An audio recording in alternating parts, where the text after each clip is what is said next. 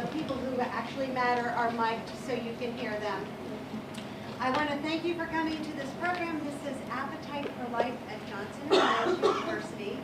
Appetite for Life is a program of the UNC Nutrition Research Institute in Kannapolis.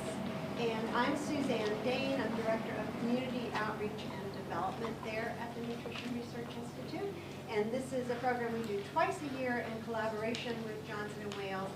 And if you're here, then you're on our mailing list and you will get other notifications about other programs we do in the evenings in Kannapolis.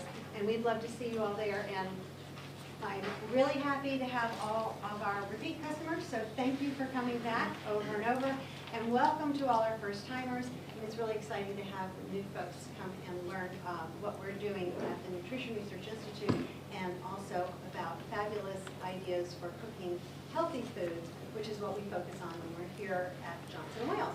And so, without further ado, I'm going to just hand the program over to Chef Megan Lambert of Johnson & Wales University here, and Sarah Hreyo, who is my colleague at the Nutrition Research Institute. Ladies, this is awesome.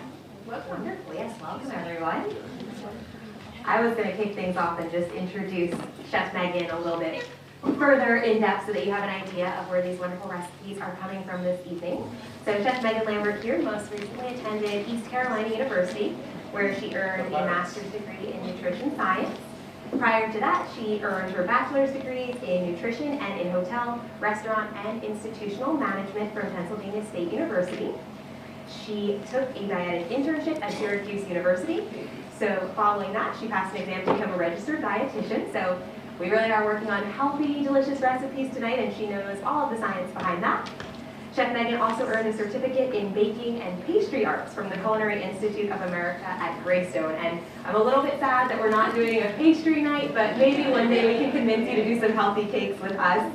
Chef Megan has worked in various baking and pastry settings, from fine dining to large-scale bakeries, and has owned and operated the Flower Shop Bakery in Morrisville, North Carolina.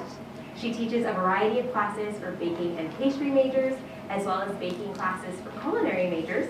And she has a strong interest in teaching children about healthy food and how to grow their own gardens, as well as contributing to the local food system here in Charlotte. So we're so glad to team up with you and all of your expertise. If you want to introduce the first soup of the evening, she'll get started telling you how to cook it, and I will jump in with some nutritional facts that contribute to why it's such a great choice. All right, welcome everybody. Can you hear me? No. Okay. Can you turn that hood off? Let's see. I have all these buttons. I'll like turn things up. I don't know how. Not a technology person. Can you check my little thing right Absolutely. here and see if I can turn it up?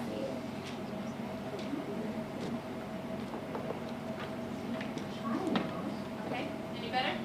No. Do I have to use my teacher voice? Okay. So I'm just gonna have to hold it up here on it.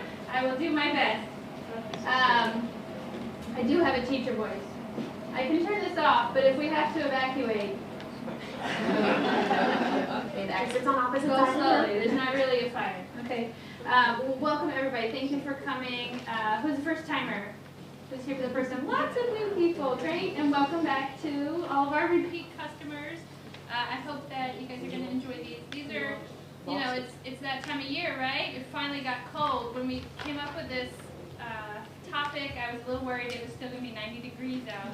And it was a beautiful day today, wasn't it? But we're getting there. We're getting into fall weather and getting into nice fall veggies at the farmer's market. And just wanted to show you some really easy but really delicious ways we can get all kinds of great nutrition into the soups that we make. So I hope you'll enjoy these. So I'm going to start with the Thai recipe. It's called Tom Kha Gai. If anybody loves Thai food, do you love this soup? I love this one. And I wanted to, I just wanted to do at least one soup that was vegan, so we make sure that we have everybody covered, so that everybody can taste it. But this one in particular is just so flavorful. And it's a different way of making a soup, maybe. Because generally you think of soup, you gotta make stock, and you use meat and bones and some mirepoix. But this one is just very simple, and we start with water. If you wanted to, you could use a vegetable stock. If you don't need to make it vegan, you can use chicken stock if you like, or even like a shrimp stock. This one you can vary in a lot of different ways. So we can add some different vegetables to it. And I just chose butternut squash and mushrooms because those are some that are, butternut squash is a nice winter squash. So we see those at the farmer's market now. And the mushrooms, we can get those just about any time of year as well at the farmer's market. So really like those. We have some different ingredients that are maybe unusual for some of you. And, I use these once in a while, but I don't use them that often. And this one in particular is an interesting one called galangal. Everybody heard of that one before? Galangal. It looks very much like ginger, but it is, it's got a very different flavor. And where ginger is kind of spicy and sweet, this one is a little bit earthy, but it's got a very strong flavor. So the thing is, with any of these spices or veggies in here, you don't want to eat them. You don't want to chomp down into them. It is very typical in Thai restaurants that they serve these like floating in the soup. They have nice little, rings of galangal, ginger, they have pieces of lemongrass. Anybody seen lemongrass before? The lemongrass stalk here. And kaffir lime leaves, which are just this really fragrant, lovely lime leaf. And it's the leaf from a lime tree. I don't believe they actually make kaffir limes, but just the leaf is so fragrant itself. So that's going to be a big part of the flavor in the soup. Like I said, really traditional to serve it in the soup, but you don't want to chomp down on them. So we are just going to put these into our little cheesecloth here, and just take, some of them. Question about ingredients like that, because Yes. I know they're definitely a little bit more exotic than what I typically keep in my kitchen. Yeah. Where can we find them? I know these are at the farmer's market. Would we have to go to a specialty shop to find some of these items? Probably, and the Asian markets around town are really good. You will find all of these at any of the Asian markets. So I'm partial to the G Mart because it's right by my house. So I go to the G Mart, the Super G, and there's a real nice Grand Asian Market in Stallings. That's a beautiful one. Worth the drive out there, even if you don't live near there. But yeah, your Asian market should have all of these ingredients. They may be frozen, which is the other thing to look for. You may not find them fresh, but in the freezer they usually keep them. So, and in fact, this galangal was frozen. It was a frozen one. And the kaffir lime leaves were frozen. I do have ginger in here. Was that from Super G, galangal? I'm not sure where he got it. Our purchaser buys the ingredients, so I'm not sure which one, if it's Super G or Grand Asian Market, but it's probably one of those two. I do have ginger in this soup, and I have it in the recipe. My Thai colleagues, Dr. P and Dr. Sophie, told me that under no circumstances should you put ginger in the soup. It's not traditional, but I really love ginger. So. That's good. I actually noted ginger as one of the star ingredients for this recipe. It's a superfood and has a ton of health benefits that we actually are interested in at the Nutrition Research Institute because it can interfere with your gut microbiome.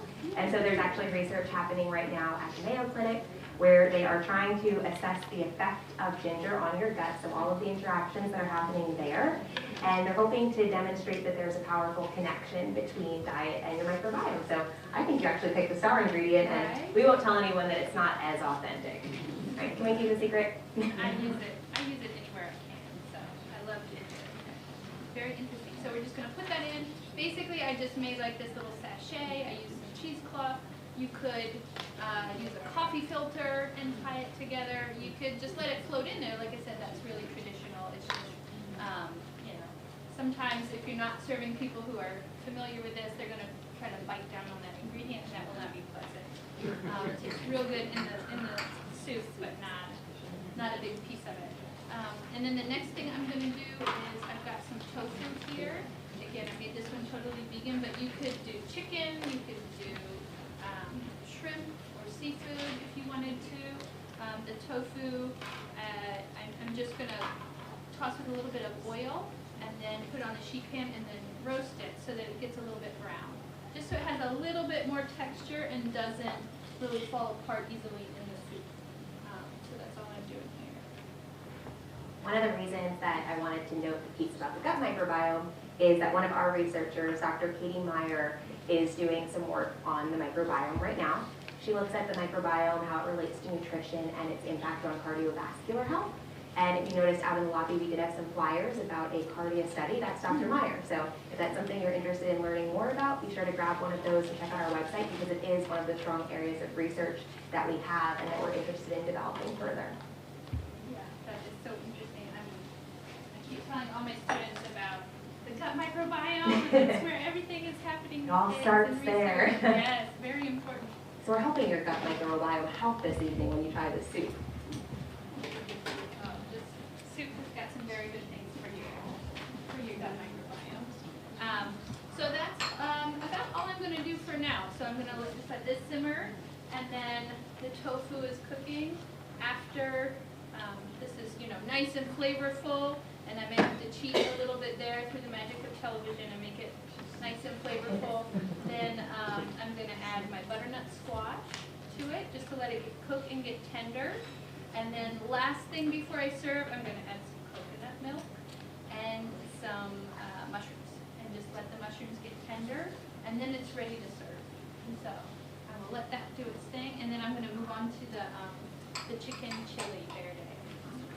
And I think it's great that you use the frozen vegetables. Something that makes soup in general so easy is that you can use ingredients like that that you might have in the freezer, toss them in to help up your daily intake of vegetables in a really simple way and also add some flavor. And even though sometimes we look at frozen vegetables and maybe want to think they're not as great as vegetables that we get fresh, they actually are. They usually freeze them at the peak of freshness, so they're easy to buy, keep, and then toss into a simple recipe like this when you just want something warm and cozy on a fall evening.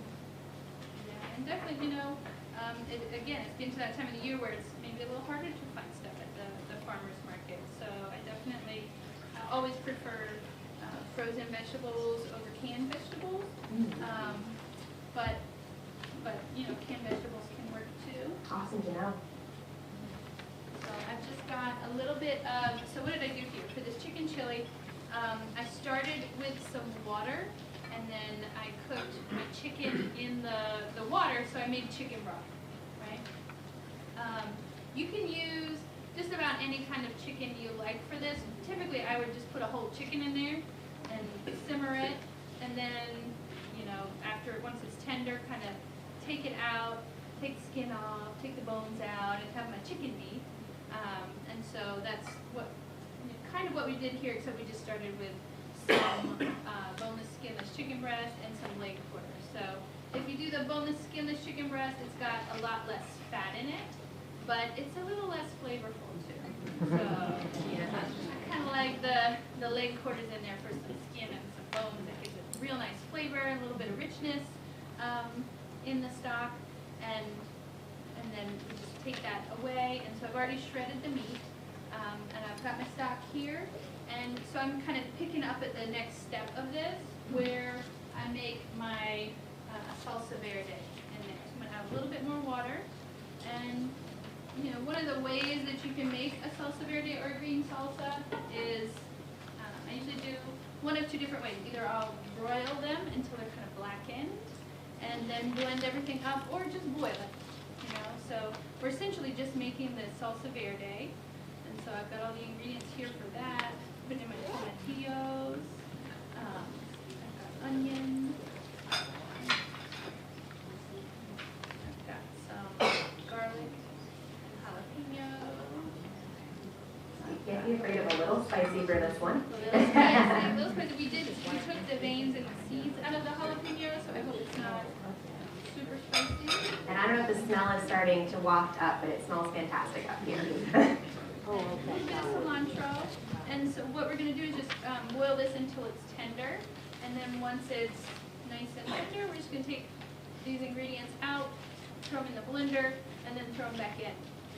So you can do that, or you can buy a jar of salsa verde. And I won't complain about that at all. You're allowed. I give you permission.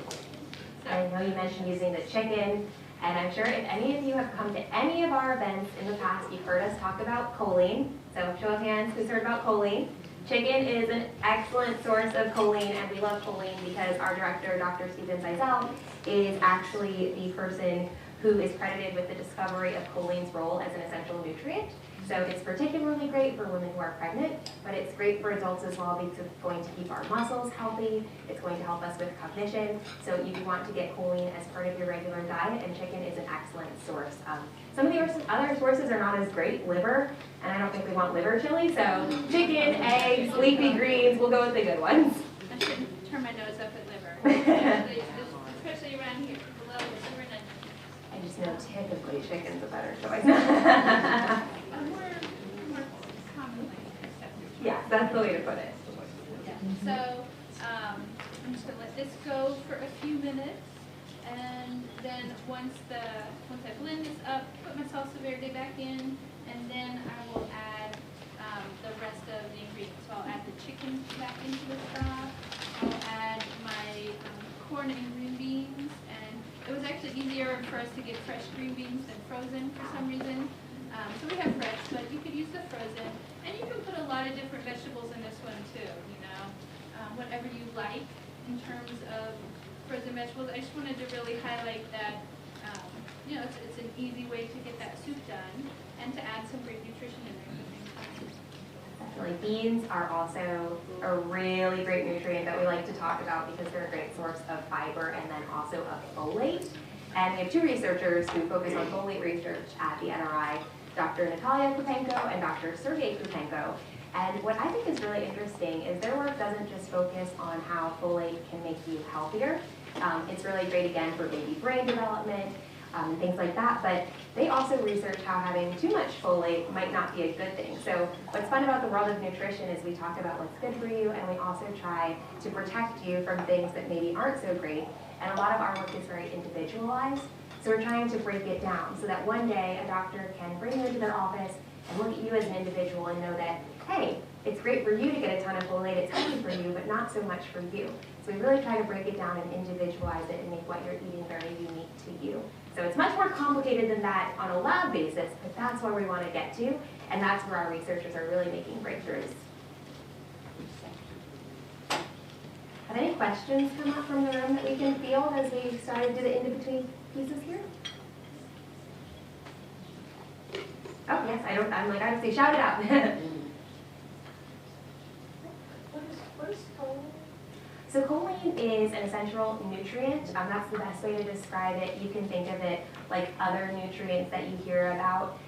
It is very important for baby brain health. It's also good for adult brain health, muscle recovery. The thing that makes choline unique in that way, a lot of people haven't heard of it, is that there's not an easy way to test for it currently. And so something that we're also doing at the Institute is we're doing a research study right now where we are working to identify the biomarkers in your blood that will allow your doctor to know if you are deficient in choline as a nutrient. Because it turns out most American adults don't get enough choline, and we're not getting our daily needed requirement. So we have a study happening right now where we bring adults in, and for a grand total of 6 weeks, we give them every single meal that they eat for the day. So breakfast, lunch, dinner, snacks, drinks. You can't have anything unless it is assigned to you by the study. And in doing that, they're able to completely control the level of choline that you are eating. They bring you in for different samples, blood, urine. I think right now, and I hate to talk about this with food, they're doing a stool sample, and they do muscle tests as well. And by breaking down all of that information, they're going to be able to hopefully identify that biomarker so that one day you can go to the doctor's office and say, hey, I'm having my blood drawn today, let's find out what my choline level is and how it contributes to your health. But especially important for pregnant women, that's a huge piece of the work that we've done. Could you spell that, please? CHOLINE. And it is in your nutrition notes. There is a section on choline there. You can order it. I ordered it on Amazon.com. Yes, it is available as a supplement. Could you talk about tofu? In general, or What's it made of, and is it supposed to be really healthy for you? you'll have to back me up on this a little bit. I'm not as familiar, but I know tofu is bean soy-based, correct? It's a soy-based product. I wouldn't necessarily throw out that it's going to be healthier or less healthy than anything else, but if you are, it is healthy for you as an option to get protein, as a meat replacement, and as something that you can very easily substitute into a recipe if you're trying to do some more plant-based meals. Yeah, so used a lot in vegetarian cuisine. Tofu itself doesn't have a whole lot of flavor until you put it into something, into a sauce. But it works great in like all kinds of stir fries and things like that. It's really like the original vegetarian replacement that people did so much with. Yeah, it's been around. I mean, it's been around for thousands of years in Chinese cuisine, Asian cuisine. We do all kinds of stuff with it. My summer job, I work in a summer camp, and we have quite a few vegetarian people, and we use tofu a lot. We use it as a scrambled egg replacer, so we just kind of scramble it up and add a little turmeric to it to make it yellow. But again, it's not very flavorful by itself, but when you put it in a recipe, it takes on the flavor of whatever you have. So I like it. I use it pretty frequently, even though I'm not a vegetarian.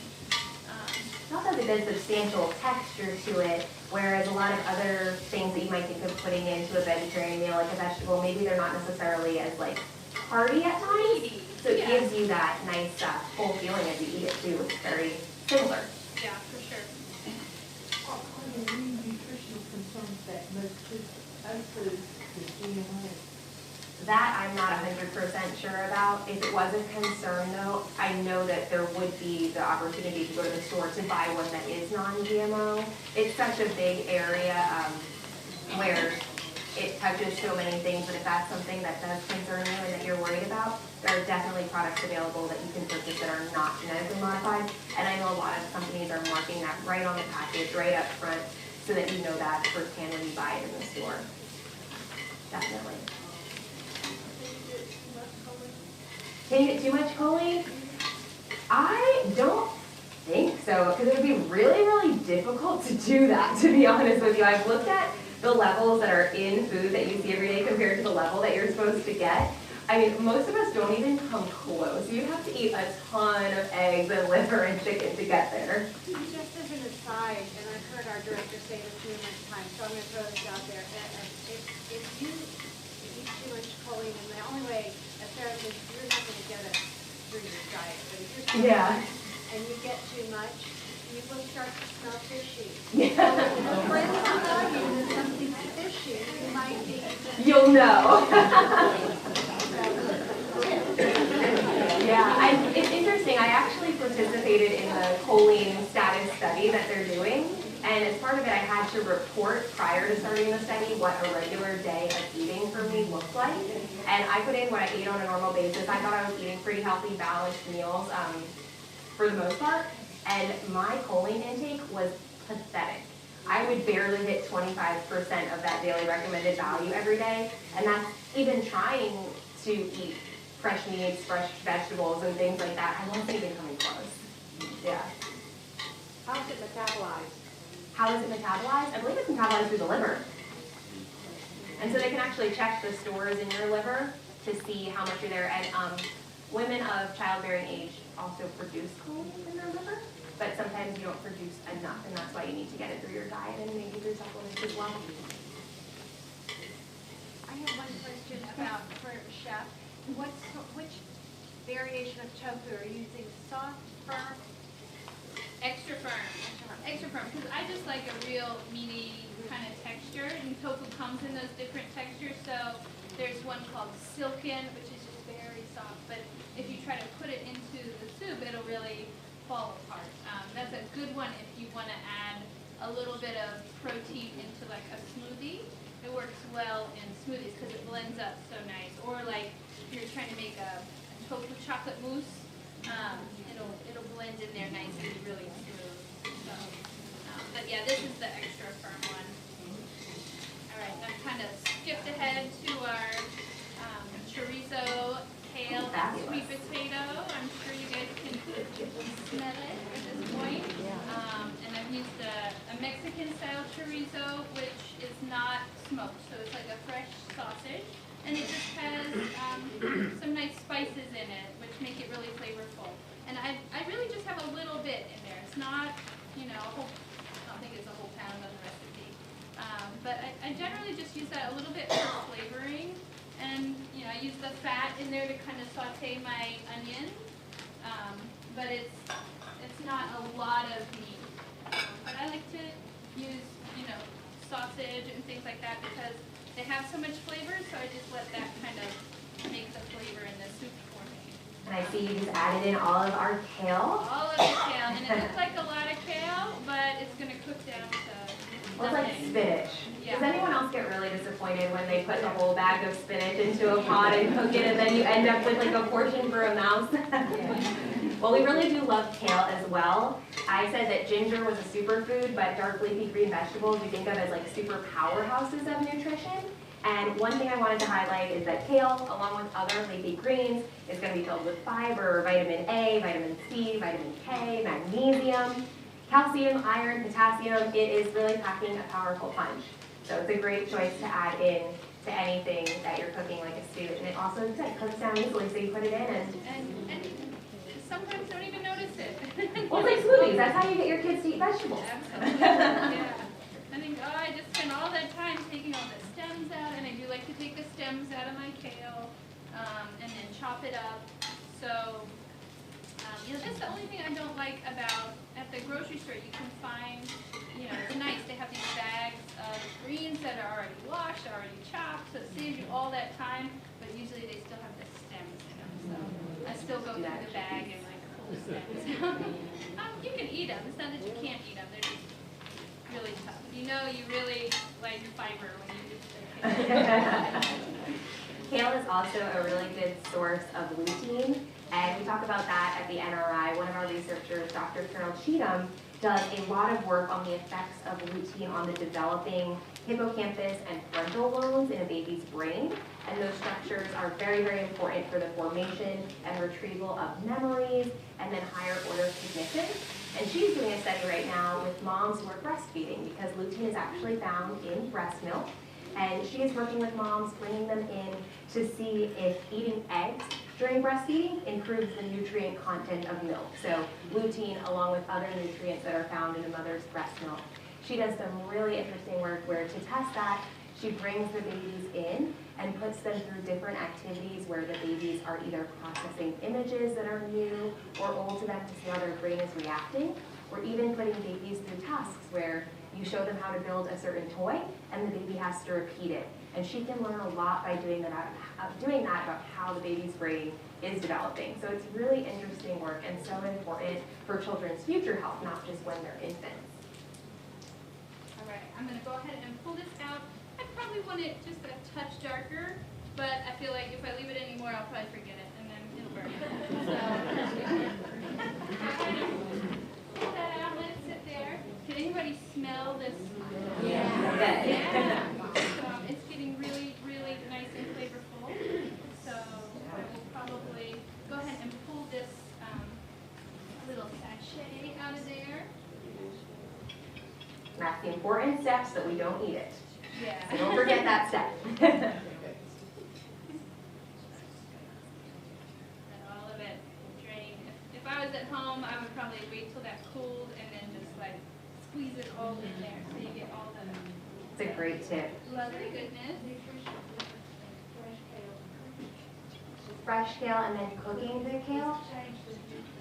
No, I don't believe so.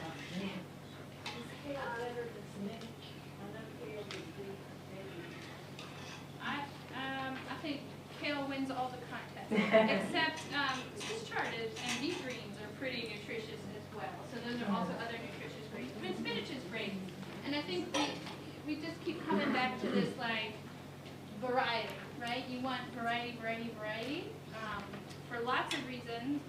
The nutrients in there, the fiber in there, the gut microbiome. So variety is good. So, you know, it's not a competition. We can have kale this time, and we can have spinach next time. And figuring out how you like it, I think, is so key, because I would not eat kale if you gave it to me in a salad, but I would eat it in a smoothie, and I would eat it in a soup. So if you're trying to get that variety, finding what works for you and not being concerned if you don't like it one way because you can try it another way, or have the other vegetable in that way that you might not like one of the others. And eating things in a variety of ways too, because sometimes, some nutrients do better if you have sauteed it in a little bit of olive oil. Some nutrients are better when you eat the food raw. It just depends on, the food, the nutrient. So just like that variety again, variety of foods, cooked in a variety of ways or not cooked. The sweet potato actually came up as I was preparing for the evening. The sweet potato that you put in the stew does really well when you put it with a fat like olive oil. So that helps your body to absorb the fat-soluble nutrients like vitamin A. So that combination really does help it do a little bit better in your body. Yeah, for sure. For sure. And it Little tastes things good, that, too. yeah. I think it's fantastic. It's true. I'm an olive oil addict. It works with fat-soluble nutrients, so I think that butter would also help. But olive oil works in this case. You can't go wrong with butter, right? Or, pork fat in the chorizo. Pork fat, it all comes together.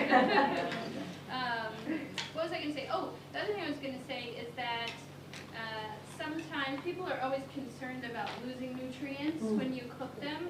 And in some cases, that is, it's a valid concern. Vitamin C doesn't survive cooking very well, so you need fresh things for vitamin C. The B vitamins are water soluble, and there's lots of them in these vegetables, but you see how I've cooked them in the stock, and I've left it in there, and so we're eating that nice, what they call pot liquor. If you're making greens, the pot liquor is something that you want to keep. You want to drink that. You want to use that as part of your soup. So I think this is a good way to do it. We haven't just sauteed the vegetable and then put it in, or boiled it and then taken it out of there and thrown the liquid away. We're using those nutrients that are in there. So. I think that's another great little benefit of having soup. Yeah. Two recipe questions. What is the quantity of the tofu and the vegan tom kha? I don't see it on the recipe. Oh, okay. I'm sorry. It's just a block, so it's a 12-ounce block, I believe. Could be 12 ounces to a pound. And then for the sweet potato and kale stew, if you were concerned about processed meats, what might you suggest as a substitution for the chorizo? So you certainly could leave the meat out. You could make this one vegan or meat-free easily, and I would put some smoked paprika in it. That would give it a lovely smoky flavor. You could do just plain ground pork, which wouldn't have any nitrates or anything in it. I believe most of the meats that I get at the farmer's market don't contain nitrates. When they're from the farm and they take them to the processor, they add spices, but I don't believe they do nitrates. It's the ones you get packaged at the grocery store that have nitrates, which to me is more of a concern in the processed foods. And I think there was one more. I just was wondering if the sweet potatoes were completely raw. Yes, when they went in there, they were. And I'm just going to let this cook until the sweet potatoes are tender, and that one's pretty much done. Easy. So super easy. Just throw everything in the pot. You're looking for something to do quickly after work and be delicious, throw it all in. And another thing I would say is that these soups all are going to freeze really well. So if you make a big batch of soup and you want to just portion it out and freeze it, and then you have your soup ready to go, you just grab it and go, and then heat it up later. Yeah, I have a question about your cookware, because you don't seem to be using anything non-stick.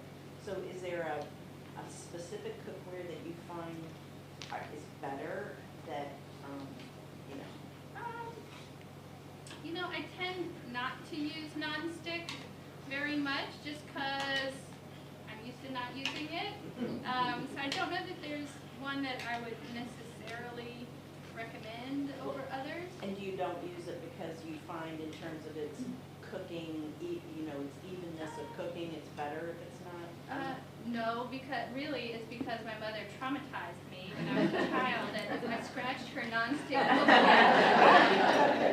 I've had that conversation with my dad a few times. So I'm like, you know what? I don't need nonstick. I'm sure it's improved since then.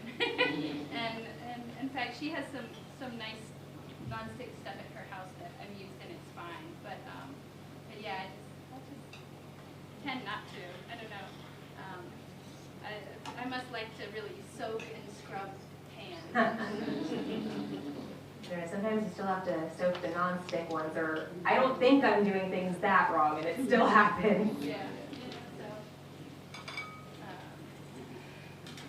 And it's just, these are really nice heavy bottom pots, and you'll see like this thick plate under there. And really what that is for is to be able to use it on an induction burner. So something like this is induction, but it needs a special cookware with that thick plate on the bottom. But it also works on fire because it's so thick, it holds the heat really well. And so, I mean, just in general, I would say, cookware, you want to make sure that you have like the heaviest metal that you can, because it will hold and transfer heat well that way. And then you could use less energy by turning your heat down, but it'll still stay hot. You definitely learn to cook with your kitchen too. I never realized that since I've lived in the same house with my parents for so many years, using the same stove and the same cookware. And it was such a learning curve to move out and try a new stove and new cookware and learn to work with my kitchen and kind of not let it work against me.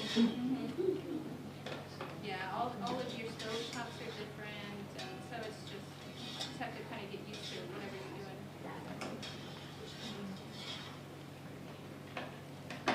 All right, so I'm just pulling these vegetables out of here to make my green salsa.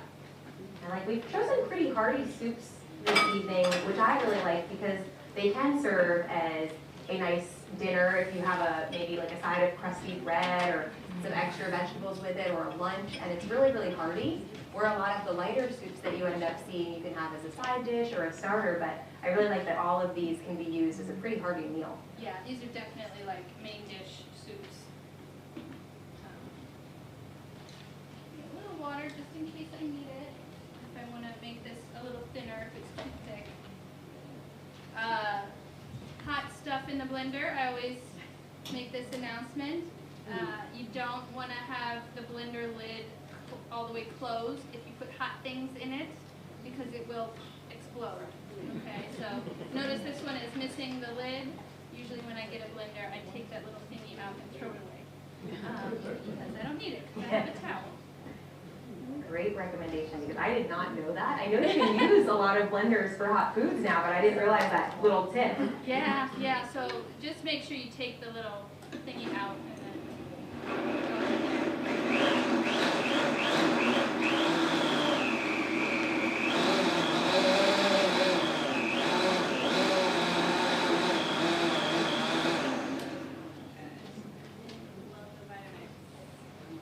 That's my favorite kitchen device. Okay, so going to just pour this back in. Every little bit of goodness in there. I like the fresh green color. You can see it's just bursting with all of the ingredients that you put in to start. And then we're just going to add back to this our chicken. And I'm going to put in the green beans. I probably would have just put in the green beans so they could cook, and then I would put the corn and beans at the end, but in here. What's great about this recipe too is you made your own broth for it. And I really like that when thinking about the soups in general. It puts you more in control of the recipe and of your health, because you can opt to completely reduce the level of salt that you're using. You can always go to the store and buy reduced salt as well, or the full flavor, whatever your preference is and whatever works best for your health needs. It's so customizable, every little piece of the recipe, which is awesome. Yeah, and I mean, it's just as easy. You're going to cook the chicken anyway. Yeah. As well, use the stock. Although I have to say, you could also get a rotisserie chicken from the grocery store. And it was my son's Boy Scout barbecue weekend this past weekend, and they made some pretty delicious smoked chicken. Awesome. And so smoked chicken would be great in here too. So in that case, I would be tempted to buy like some chicken stock instead. fit together. And, yeah, and just use the already smoked or cooked chicken there. It's great with the creativity and the choices though, because you can, again, take the flavor then to where you want it exactly. Yeah. What's the difference between Mexican oregano? Yes, okay. What is the difference? So my husband is from Mexico, so I always vote for Mexican oregano. And we have some growing at our house, and actually at the at Renfro's where I bought the plant, the original plant, they call it Cuban oregano. But it's this beautiful, like, big leaf of oregano, and it's white and green. It's just really pretty. But that is the oregano that my husband knows as oregano. It's just a different variety. If you don't have Mexican oregano, Italian will work just fine. Marjoram will work. Marjoram is very closely related to oregano. So you can put it in there. Will it change the flavor much, or is it similar enough? It's very similar. Okay. It really is very similar. But just because it's somewhat of a Mexican-inspired chili, I thought Mexican oregano would be really nice. That's the one I'm the most excited about. I'm a huge chili fan, so if you guys see me making a beeline out for the lobby, it's because I want to be first in line for the chili. So yeah, so this one is just about there. If you're using store-bought chicken broth, do you often use the bone broth or? I don't know from a chef's perspective what you think about the difference. I mean, just whatever you like. If you've tried it and you like the flavor of it, I think is fine. I was having this conversation the other day when we were making this, because some people will say, what is it, broth has to be made with bones, stock is made with meat. So if it says broth on the container, it better be bone broth, right? So I think it's just semantics, honestly. But if you find a brand that you like and tastes good and works for your products, then good. I mean, bone broth would probably be have a little more body to it, because when it cooks down, you get more of a gelatin effect. But I don't think most of us would notice. That's why I wanted to throw the question to you, because I found in cooking that the real difference for me is in flavor. So it comes down to which one I just like the taste of a little bit more. Yeah, absolutely. Absolutely. Where am I? So my butternut squash looks pretty tender. I'm going to add in my mushrooms here. And these are, it says oysters or shiitakes on your recipe, but this is cremini. So you can put any kind of mushroom in there that you like. You wanted those cute little straw mushrooms, those little Asian mushrooms, those are cute too. And then I'm just going to add my coconut milk. Final touch. That one looks good.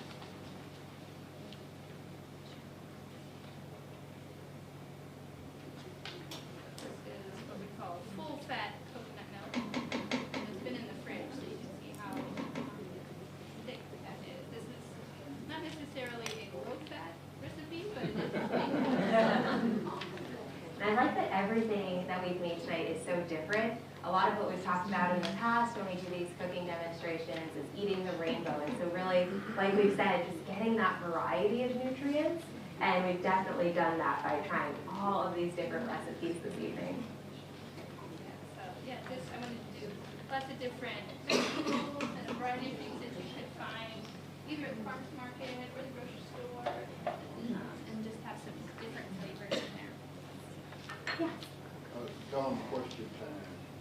There's no dumb questions. An ingredient in all of these recipes is salt. And the other day I had entirely too much time on my hands, and I was looking at the salt section at Food Line. And I mean, you could, there's the store brand, it's like 79 cents a box, all the way to this little thing that costs $3 or $4. And something Yes. called pink salt and sea salt. What's the difference? What do you think about cooking with them? Because I've heard, sometimes recipes specify that you should use one or the other. Other times it doesn't. Yeah, I think it's, you know, honestly, again, it comes down to flavor. And if you really taste it and you taste a different flavor in there, which theoretically, you know, depending on where the salt came from, there's different minerals in the water and the soil. You know, I went to Peru and saw the salt little, I don't know, they're like little, they dig a hole in the side of the mountain, and then the water evaporates and it's salty because the water that comes down is salty. So that's not a sea salt, but it is, you know, it's got different colors, and the mineral effect is supposed to make it taste different. I can't really tell much of the difference. So it's just where it's salty. from, and they all have a little different taste. Yeah, a little bit. And, you know, it's fun if you're going to garnish something, like you're making a little appetizer and you want to put a little garnish of salt on top, or a fine chocolate, a little garnish of salt. Maybe you spend a little more money there, but I think if you're going to put it in soup, you just decide which one you like. And there is, you know, you might want to think about iodized salt versus non-iodized salt, which is sort of the main nutrient that we get from salt. And I Besides think, sodium. yeah, and with sodium, and that's the thing, from a health perspective, it would be more about just adjusting the amount of salt that you are using if you wanted to adjust it based on your own personal needs for lowered sodium or not. But as far as sodium, it's just all the same, right? It's all salt, right? It is pretty much, except that a finer salt, a salt that's really finely ground, you're going to actually get more packed into a teaspoon. So if you use a teaspoon measure, you'll have more sodium in a teaspoon of very fine salt versus a teaspoon of coarse salt. And it will salt your food differently, so you have to be real careful. I have used kosher salt for a long time at home, and my husband noticed we were out of salt, and he bought some like real fine table salt, and I salted something, and it was just so salty. I'm used to using kosher salt, and I overdid it a little bit. So that's just one thing to watch out for. All right, we're just about there. They look and smell amazing. Does anyone like to cook soup? Have any other favorite soups that they do often? Chili. I count down the days until that Panera releases their chili every year because it's a turkey chili and it's so good. Yes. One thing that I've become concerned about lately when I look for the stock in the grocery store is the sugar in the stock. And I'm not plugging any place particularly. I buy a lot of stock at Trader Joe's, and they have at least 3 or 4 different kinds of chicken stock. There's only one kind that does not have added sugar. Wow. All the rest of them have added sugar, and there are certain store brands that you can buy that are sugar-free, but I've noticed that that's a pretty common ingredient, especially in chicken stock. I think that's really great to look out for. I mean, it happens with so many other foods, but if that's an area of concern for you, definitely check out the label, see what it is, and you can avoid buying the ones that have too much added sugar to them. I would have ever thought that Chicken. it would Chicken have a broth. lot of sugar. That's why at Trader Joe's, you think of, they got like 3 or 4 different kinds, okay, why do 3 of them have sugar and one doesn't? Yes. It tastes good. I'm saying, because you know the chicken is never going to have natural sugar in it, so. And to me, maybe that's another plug for making your own. Yeah, definitely an advantage of doing that. Yeah, you're right, our thoughts turn to salt first, but. I always forget something. I forgot a label. You're doing great with that one, though. No spill. She's a pro. Small holes. All right, so there's our chicken chili. Yes. There is the chicken chili. Kale and chorizo, and we have some very nice breads for you. And now the kale and chorizo is the one that you recommend some hot sauce with. Is that right? I would use a little hot sauce with this, and maybe even the tonka guy. You could do a little sriracha in there. So you can make this as stewy or as soupy as you like. If you want more liquid, you could add a little bit more water or chicken stock to it, or you keep it a little more chunky. Are there ever any benefits to letting the soup cook for longer versus a shorter amount of time? And for some reason, when I think of cooking soup, I think of letting it boil on my stove for hours and hours. Maybe just letting the flavors kind of meld together, right? And we talk a lot about maybe you make soup one day and then let it go in the fridge, and then it's gonna, the flavors are gonna meld overnight. Personal preference almost, yeah, letting it do. And I think the preference would really be here, like how cooked do you want this kale to be? Some people like it a little less cooked. Some people like it really, really cooked down. So again, everything's staying in the soup. So if you really like it cooked, then you can keep cooking it. And of course, the longer you cook it, the better your house smells. Yeah. That's a benefit. Kale and chorizo, and then our tom-tom. So we love all of these, yeah. Do you ever use baby kale for cooking? I always see in recipes, or you see it on TV or whatever, it's the really curly, but they're the baby kale just too much like lettuce, mixed greens? Well, it And I've is. wondered about the nutritional value of baby kale versus what you just used. I'm sure it's just as nutritious. There's probably all the same stuff in there.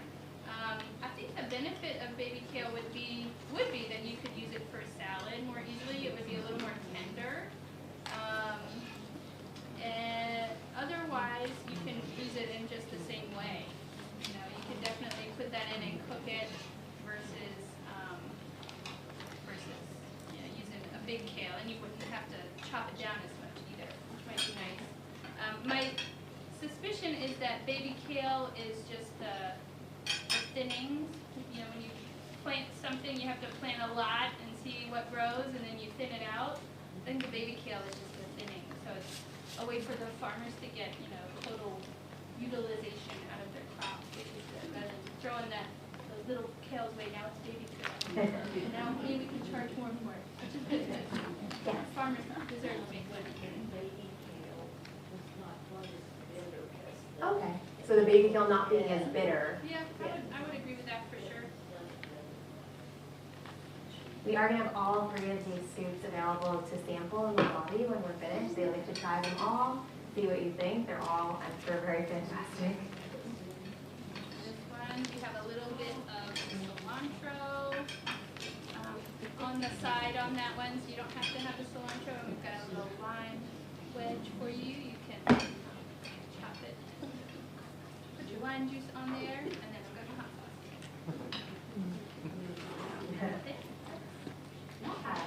How are we doing on time? We're doing fantastic on time. Yeah. It is 6:55.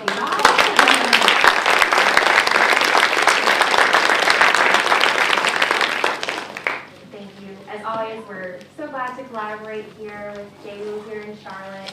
We are up in Kannapolis at the Nutrition Research Institute, but we are a division of the University of North Carolina at Chapel Hill. So together, we really enjoy doing these programs where we can show you the best of culinary arts and the best of precision nutrition. If you have a parking ticket that has not been validated yet, please stop by the registration table when you go out. We want to make sure that that gets caught before you leave, so you can get out of the parking lot with ease. But thank you for coming this evening. Go try all of the soups and stews, and we will hopefully see you next month. We have another Appetite for Life presentation in Kannapolis. Dr. Katie Meyer, who I mentioned earlier, who works with the microbiome, will be giving a lecture and presentation on her work. So it's going to be very interesting. Registration is open now, and we do that right on the North Carolina Research Campus in Kannapolis. That is the exact day I don't want to top of my head, but it's a Wednesday evening in November, and I can't try it. The 13th. There we go, November 13th.